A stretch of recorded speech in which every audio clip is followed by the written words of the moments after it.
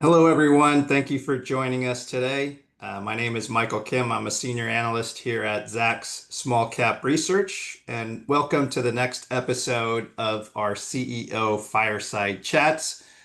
Today, I'm happy to have with us Giorgio Saumat, Chief Executive Officer of Earth Science Tech, a company we recently initiated research coverage on. So Earth Science Tech is a strategic holding company with wholly owned subsidiaries operating in the compounding pharmaceutical, telehealth, real estate, and consumer product sectors. The stock recently uplisted to the OTC ID Basic Market and trades under the ticker symbol ETST. So with that, welcome, Giorgio. Great to see you and really appreciate your time today. Good morning, man. Thank you Yep. so much. Appreciate it. Yep.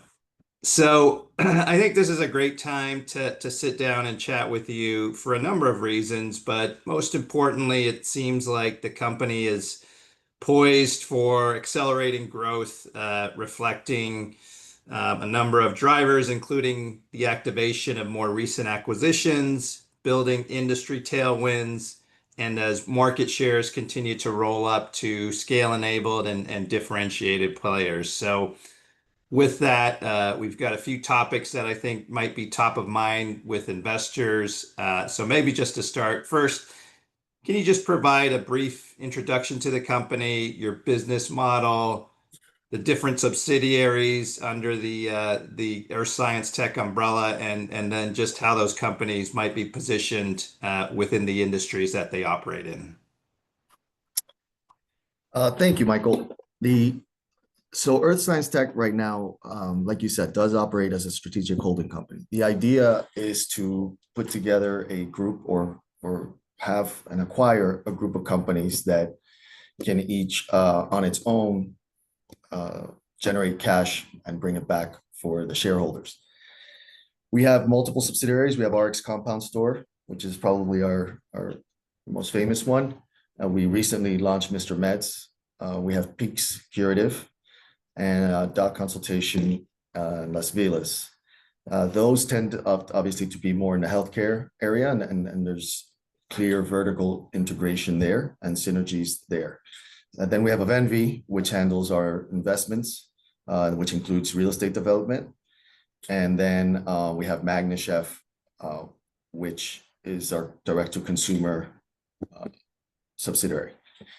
Now, and again, the idea is that you have all these different subsidiaries, and some people ask, what's the synergies between, healthcare and real estate? Well, we'll get to that in a second, but the idea is that they get to share the same legal infrastructure, accounting infrastructure, and administrative infrastructure, which typically those are three big burdens when you have a small company and you're trying to grow. So at the Earth Science Tech level, we kind of bring that all together and provide that support for each subsidiary. And I think that's our biggest strength.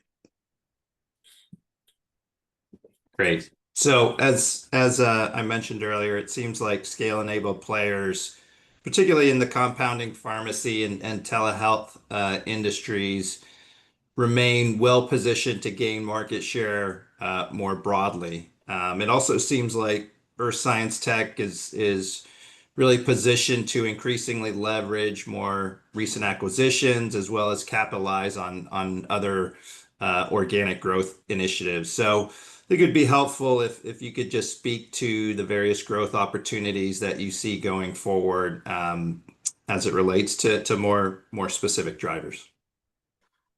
All right, so I guess first we got to start with the compounding section or portion of it.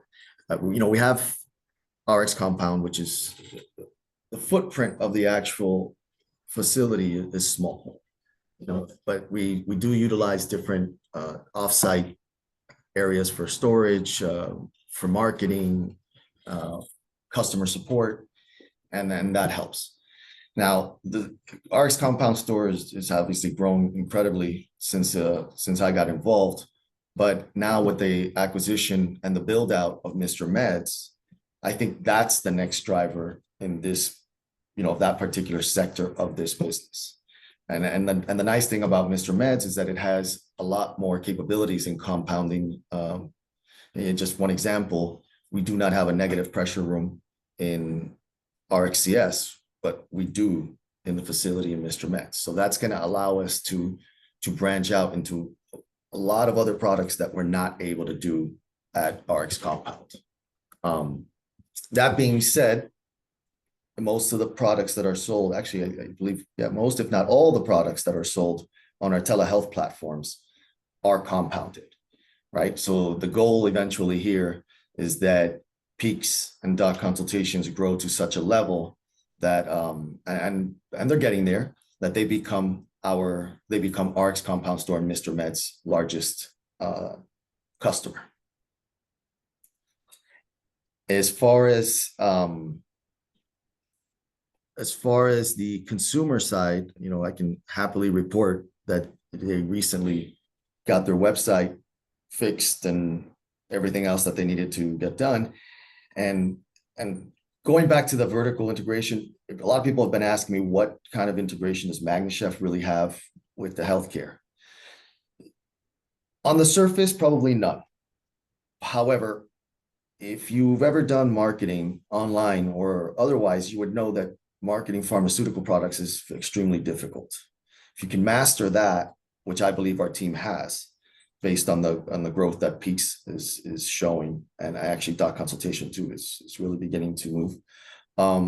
Then you can really move into other products and market those products. I think our marketing team is pretty amazing, right? It took Hims and Hers Health, I think 15 years to become profitable. Well, Peaks just became profitable last month, right? Cash flow positive last month. They did it in 18 months. That's a pretty impressive feat when you have such a marketing intensive business. That being said, they've also done the same thing for Mr. Meds. That's the same marketing team. They just now expanded. We've hired a couple more people. They took over the MagnaChef marketing. They literally began about 4 weeks ago. And like, again, I can happily report to you and to all the shareholders, they're running at roughly 100% week over week at this point in growth. They're expanding the product lines, and that's growing that way. As far as Avenvi is concerned and the real estate, that's really, that's my biggest background. And for me, I think it's important for any strong company to have hard assets that you could always fall back to in the event that something else is not performing. And it's a nice place to store cash. And because if you look at any real estate chart over time, it's up and to the right. Usually, I mean, you have blips that go down here and there, but for the most part, real estate always appreciates. And it's nice to put that underneath as a foundation for the shareholders. And then the other thing, and also to report to you on Avenvi. Avenvi just began last month on the development of its first few properties.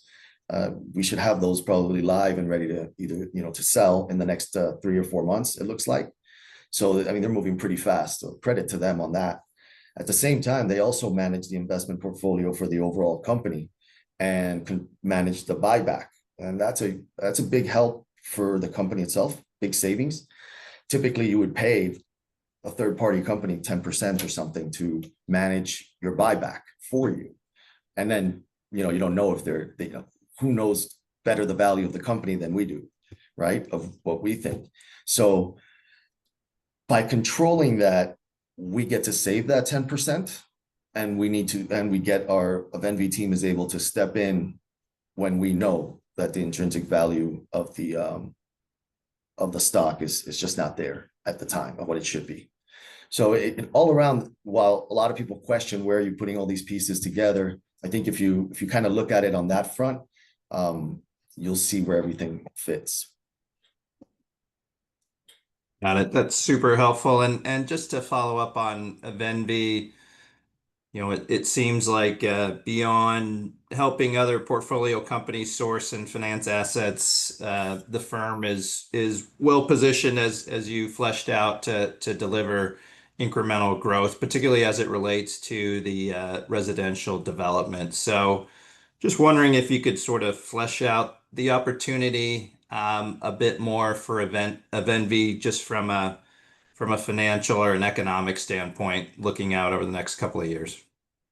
Right. So two purposes for a venue, right? Number one, when we decided we were going to expand to Texas, which is important, right? Very important in terms of the expansion of the healthcare part of the business.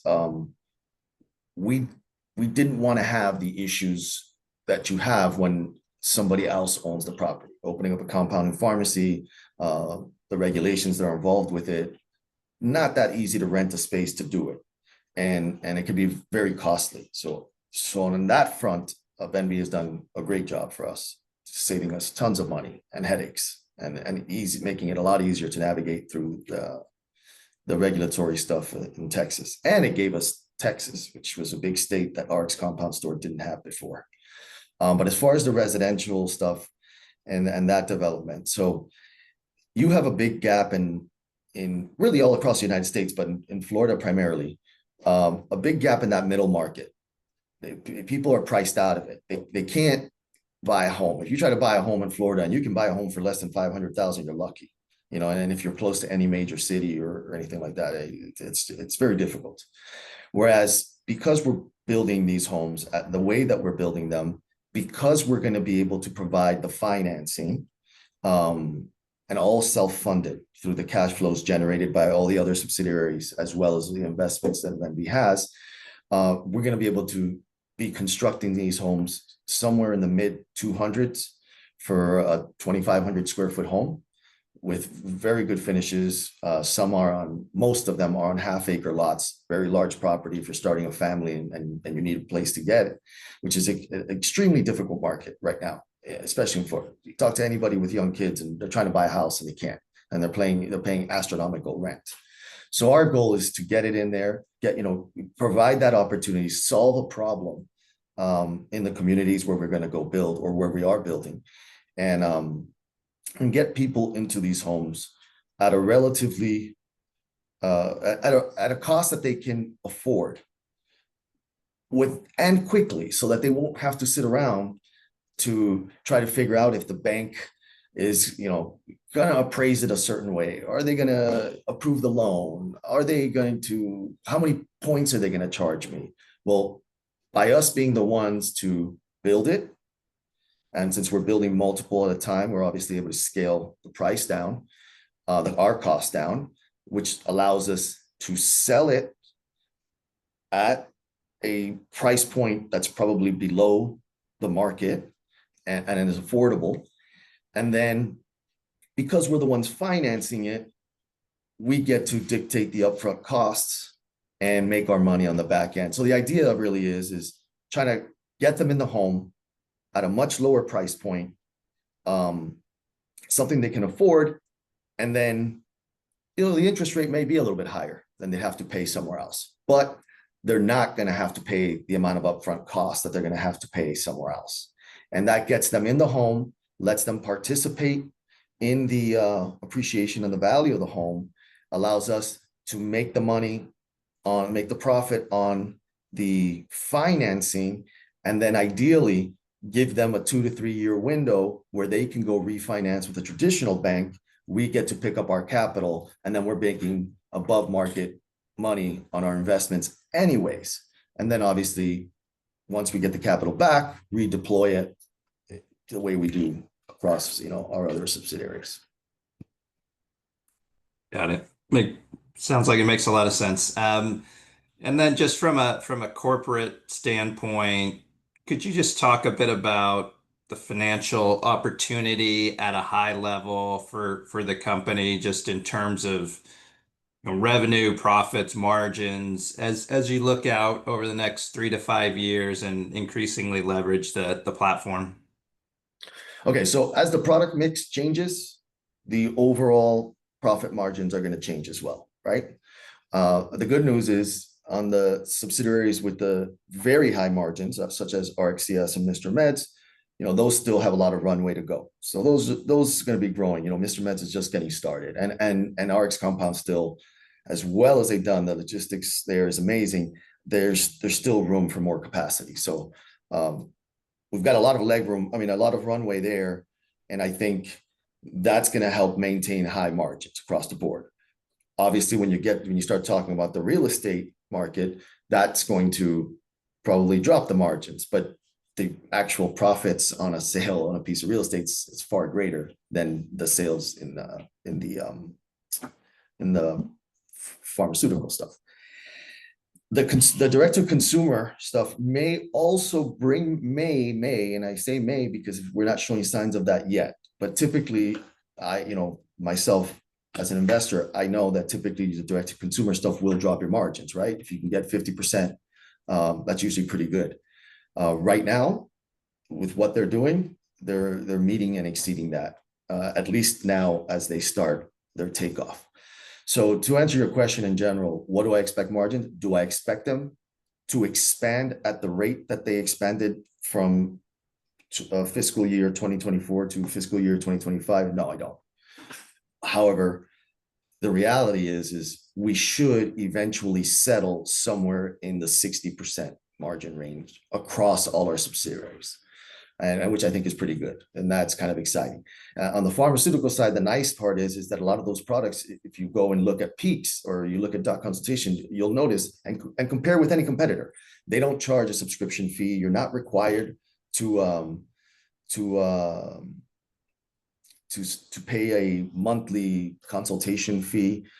And then because the products are made at RX Compound Store and at Mr. Meds, they're able to price their products below really what any of the competitors would have. At the same time, though, the margins are not dropping because as their volume increases, obviously that increases the volume at Mr. Meds and at RX Compound Store. That drops the cost of sourcing the products to make those medications, thereby increasing those margins. So as we scale, we continue to grow. Right now, what we're seeing is a drop at the retail level price sometimes, not in everything, but in some products, dropping on the retail price a bit. But because our volume is picking up so much, we're offsetting that and actually adding to our margins, which is why if you compare to fiscal 2024 to fiscal 2025, you'd see we went from like a 63% margin to around the 73% margin. That 10% is operating efficiencies. But if we can stay around the 60%, 63%, I think that's pretty good. I'd be happy with that. Great. And then from a balance sheet perspective, certainly the company maintains a strong position and has consistently generated positive net income and operating cash flow. So just with that as a backdrop, curious how you're thinking about reinvesting in the business, potentially capitalizing on incremental M&A opportunities, as well as returning excess capital to shareholders via ongoing share repurchases. Okay, so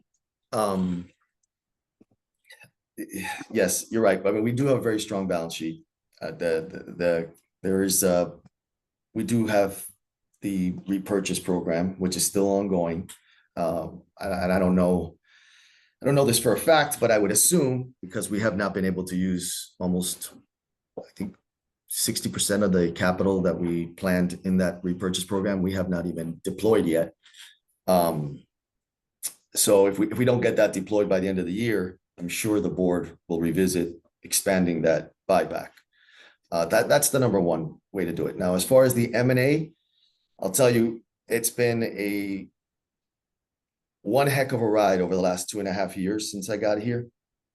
And I think obviously as a strategic holding company, what you want to do is continue to acquire and turn these businesses profitable. As of right now, we have, RxCS profitable. We have Peaks profitable, returning cash. We're about 2 to 3 months away from doc consultation in Las Vegas, returning capital back. Avenvi is already profitable and bringing money back to the company. Mr. Meds just got started last month. I would expect them to be cash flow positive by the end of this month. And Magnus Chef, geez, at the rate they're going, they might be profitable next week. But anyways, I think for right now on the M&A front, we're going to pause. We have a very strong team. That is the strength of Earth Science Tech. It's the people, not the businesses. I tell my guys every day, I tell my team every day, they're the best. I believe that firmly. They're definitely the best crew I've ever worked with in any other enterprise that I've been involved in. But I think that right now we need to kind of catch our breath So I don't think or foresee us doing any more M&A in the short term. Eventually, that will be something the board and myself will look at that and see if there's something else we want to acquire. A lot of shareholders have asked me about a dividend. I would love to do that in the future too. There's some things that need to be cleaned up on the corporate structure side. It's no secret. If you go to the OTC markets, it says, unsolicited quotes only. We have a broker that is working through the final stages of our 211. So we're hoping to have some good news on that front. And then I think once we get through those things, we can begin to figure out how we're going to provide additional shareholder value. But my preference always is to invest in ourselves. If we invest in ourselves, we buy our shares back, which I'm always doing on my personal level. And I'm pretty sure every other board member and executive here is doing the same. We prefer to invest in ourselves. We believe we're the best, and we believe we are the best investment. We don't need to go out and invest anywhere else. And that's just the way we view it.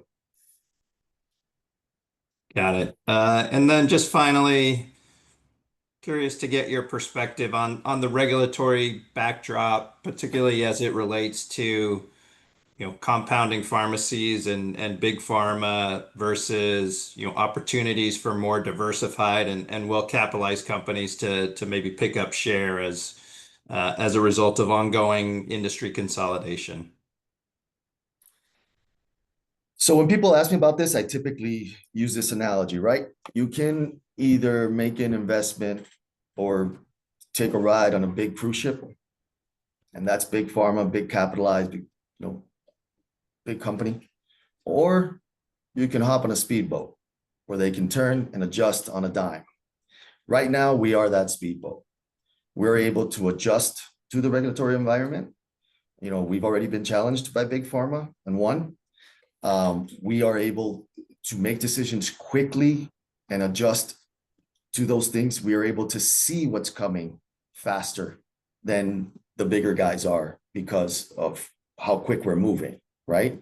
And because of the vertical integration in the healthcare. I mean, one of the things we haven't even spoken about is my online consultation, which is our own doctor network. So we actually have our own doctor network that other clinics use to prescribe for their patients. So literally, we're on the ground in almost every facet. And I know we're talking about the healthcare. I think that's what you're alluding to, right? The regulatory and the healthcare. So yeah. We are on the ground pretty much at every stage of the game, from the marketing to the acquisition of the patient, to the prescribing of the patient, to fulfilling the patient. So I think we have our ears and eyes there where you want them to be. We're seeing things, I think, before they are. And I think, yeah, there's always gonna be regulatory. Can anything happen? Absolutely. But I think we've already proven that we can adjust. We've adjusted in the past, and I think that anything that gets thrown at us, we'll adjust in the future. It's not one of those things that keeps me up at night. And by the way, and the healthcare stuff too, right? Everybody can go after one product or one specific sector. We are diversifying that. We have been. It's always been our goal. The same way we diversify the company at the holding level within the different industries, inside the healthcare section, inside the retail section, inside the of Envy section, we're diversifying that too. We have commercial and residential of Envy. We have telehealth for men, for women, spread across different things: sexual health, weight loss, hair loss, skin care, and the same thing in the pharmacies, right? And we're also doing the animal stuff. We're also doing for vets. We have that division as well, and we're expanding that. So I think we're well diversified in the healthcare side, where, yeah, could we get a regulatory issue one day or another? Possible. I can't deny that. However, I think we've done a phenomenal job of navigating that landscape. And I think that Mario and his team have, honestly, they're geniuses, the way that they've navigated through everything, staying within the law and meeting all the regulations, keeping us out of trouble. Excellent, Giorgio. This has been great. I think it's clear that Earth Science Tech remains very well positioned to increasingly leverage the company's unique business model, management's expertise, more recent acquisitions, and building scale to drive strong and sustainable growth. So, again, really appreciate your time today. Look forward to continuing to follow the company's progress. If anybody has any follow-up questions, please feel free to contact me at mkim@zacks.com. Thanks again, Giorgio, and thanks everyone for joining us today. Have a great day.